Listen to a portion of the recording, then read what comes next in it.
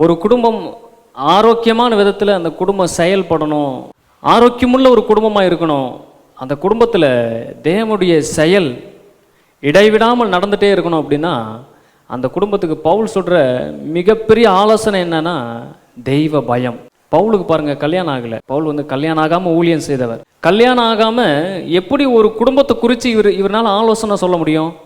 எப்படி கல்யாணம் பண்ணாத ஒருவர் திருமணத்தை குறித்து இந்த குடும்பம் இப்படி போனால் நல்லா இருக்கும் அப்படின்னு எப்படி சொல்ல முடியும்? பவுல் அதுக்கு தகுதியானவரா அப்படின்னு நம்ம கேட்டோம் அப்படின்னா, பவுலுக்கு கல்யாணம் ஆகலை, ஆனால் பரிசுத்த ஆவியானவர் பவுலுக்குள்ள இருந்து சரியான விளக்கங்களை தர வல்லமையுள்ளவராக இருக்கிறார். பரிசுத்த ஆவியானவருக்கு தெரியும் ஒரு குடும்பம் சீரா இயங்குறதுக்கு, தீமைகள் வரும்போது எதிர்த்து நிற்பதற்கு, அந்த குடும்பத்திற்கு பலன் எங்கிருந்து வரணும், அந்த குடும்பம் எதோடு இணைந்திருக்கணும், அந்த குடும்பத்துக்கு என்னென்ன கேரக்டர்லாம் தேவை அப்படின்னு பரிசுத்த ஆவியானவருக்கு நல்லா தெரியும் பாருங்க. ஏன்னா பரிசுத்த ஆவியானவர் குறித்து சொல்லப்படுது, அவர் தேவனுடைய ஆழங்களை அறிந்திருக்கிறார். பரிசுத்த ஆவியானவர், இயேசு, பிதா, இந்த குடும்பத்தில் மறைபொருள் அப்படின்ற ஒன்றே இல்லை.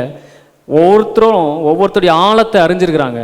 அதனால் ரொம்ப ஈஸியாக பவுல் மூலியமாக குடும்பத்துக்கு ஒரு ஆலோசனை சொல்கிறாரு. என்னன்னா, ஒரு குடும்பம் ஆசீர்வாதமாக இருக்கணும் அப்படின்னா, கணவன் மனைவி ஆசீர்வாதமாக இருக்கணும் அப்படின்னா, ரெண்டு பேரும் ஒரே படிப்பு படிச்சிருக்கணும், ஒரே சம்பளம் வாங்கணும், ஒரே கேஸ்டில் இருக்கணும் அப்படின்னு எதாவது சொல்கிறாரா? அப்படி எதுவும் சொல்கிறதில்ல. அவருடைய ஆலோசனையே வித்தியாசமாக இருக்குது. எப்படி இருக்குது?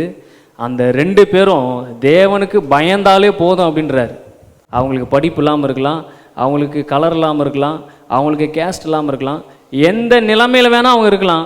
ஆனால் தேவ பயம், தேவனுக்கு பயந்தால் போதும், அந்த குடும்பத்தை தேவன் நினைக்கிற மாதிரி இந்த பூமியில் ஆசீர்வதிப்பேன் அப்படின்னு அவர் சொல்கிறாரு.